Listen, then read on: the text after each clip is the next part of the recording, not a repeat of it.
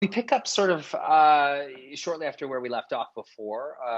Guy is sort of a part of the family, and or at least trying to fit in with this family, and they come across another family that is slightly more modernized.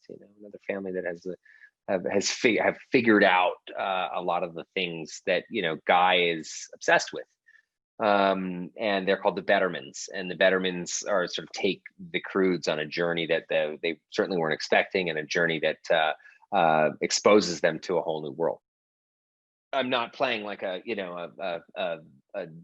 pianist or something, the classical pianist or something. I mean, it's a very simple, fun. It's a pleasure to do, because it's just like for me, it's you hop into a recording booth and you just let your imagination run wild, and you throw everything up against the wall. They pick out the best bits and then animate them and create a whole world around it. And I'm consistently fascinated and blown away by the ingenuity and genius of these animators, and how they take really rough concepts that are just transmitted to them via dialogue and create whole scenescapes and worlds around that, and visual comedy and all these sorts of things that are really hard to do in live action, let alone in animation. So it's always pretty wild to see that process.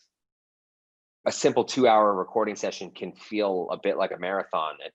That's why they make them sort of frequent and brief all at once, because you can't your voice goes after a couple of hours. I mean, it's so it's super energetic, super fun. I love all the sequences, but that sequence in particular toward the third act of the movie is like a high octane, just a fastball of joy. And I think that's something that is very exciting, particularly in the year 2020.